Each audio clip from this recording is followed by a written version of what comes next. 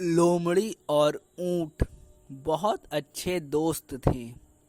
वो दोनों एक साथ रहते थे, एक साथ खाते थे।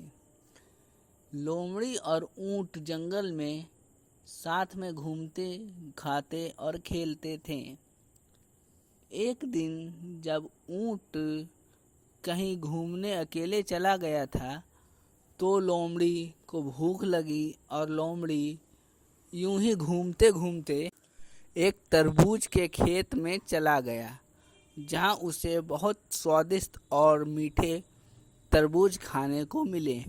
लोमड़ी पेट भर कर तरबूज खाया और कुछ तरबूज वहीं पे नुकसान करके वापस जंगल आ गया।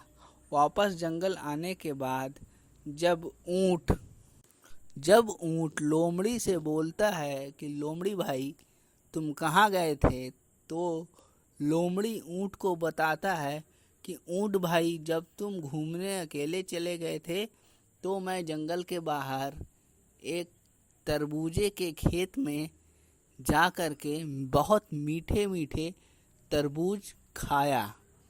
तो ऊंट को तरबूज खाने का मन करने लगा और ऊंट लोमड़ी को बोलता है कि लोमड़ी भाई मुझे भी बहुत मीठे मीठे तरबूज खाने का मन हो रहा है, मेरे मुंह में पानी आ रहा है। तो लोमड़ी बोला कोई बात नहीं ऊंट भाई, आज फिर रात होने दो, रात में हम दोनों तरबूज खाने जंगल के बाहर जाएंगे। जैसे ही रात हुआ, ऊंट और लोमड़ी दोनों धीरे धीरे तरबूज के खेत की ओर जाने लगा। उधर तरबूज के खेत के मालिक को तरबूज कुछ नुकसान दिखा और उनके नौकर ने बताया कि एक लोमड़ी आकर के खेत में तरबूज खाता है, तो उसका मालिक भी सतर्क रहा। इधर ऊंट और लोमड़ी धीरे धीरे तरबूज खेत की ओर बढ़ने लगे। ऊंट और लोमड़ी तरबूज के पास पहुँचे। ऊंट इतनी सारी तरबूज देख करके विश्वास ही नहीं कर पा रहा था।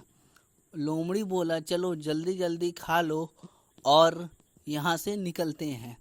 दोनों तरबूज खाने लगे। लोमड़ी का पेट छोटा था, ऊंट का पेट बड़ा था। लोमड़ी का पेट जल्दी भर गया।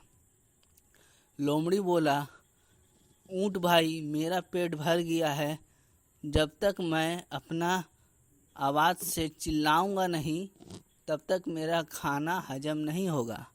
तो ऊंट ने कहा कि लोमड़ी भाई रुक जाओ, अभी मेरा पेट नहीं भरा है, जब मेरा पेट भर जाएगा तब तुम आवाज़ लगा लेना।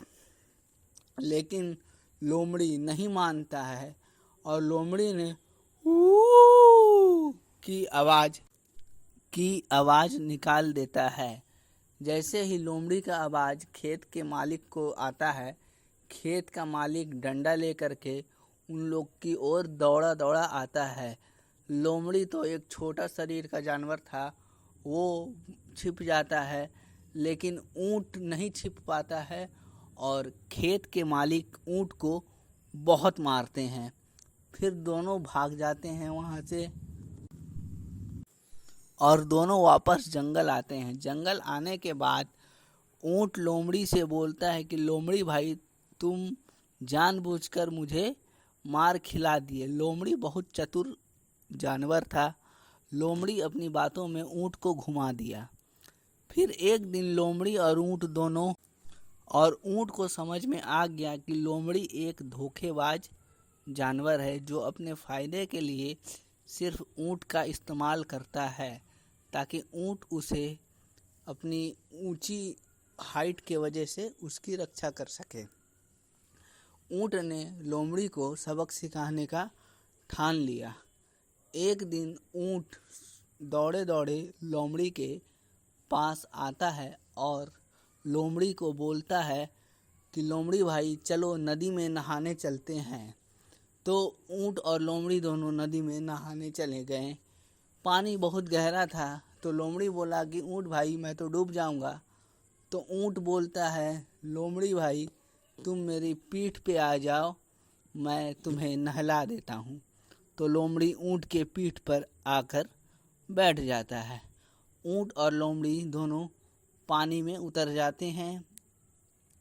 बीच पानी में पहुँचते ही ऊँट लोमड़ी से बदला लेने को सोचता है। ऊँट बोलता है, लोमड़ी भाई मुझे बहुत तेज लेटने का इच्छा हो रहा है, अगर मैं नहीं लेटा तो मेरे पाँव अकड़ जाएंगे, मुझे लेटना ही होगा। लोमड़ी बोलता है, नहीं ऊँट भाई, अगर तुम लेट गए तो मैं पानी में बह जाऊंगा, कृपया मुझे अपने पीठ से मत उतारो, तुम किनारे पे चल के लेट जाना। तो ऊँट बोलता है, नहीं लोमड़ी भाई, अगर मैं यहाँ नहीं लेटा तो मेरा शरीर अकड़ने लगेगा। और ऊँट उसी बीच गहरे पानी में लेट जाता है और लोमड़ी पानी में बह जाता है। पानी में बहते बहते लोमड़ी को खेत की याद आती है कि कैसे लोमड़ी ने ऊँट की मदद ना करते हुए उसे डंडे खिलवाए थे और आज ऊँट ने उसे पानी में बहा दिया। ये बोलते हुए लोमड़ी उससे माफ़ी मांगता है, बोलता है, ऊँट भाई मुझे माफ़ कर दो और मुझे बचा लो।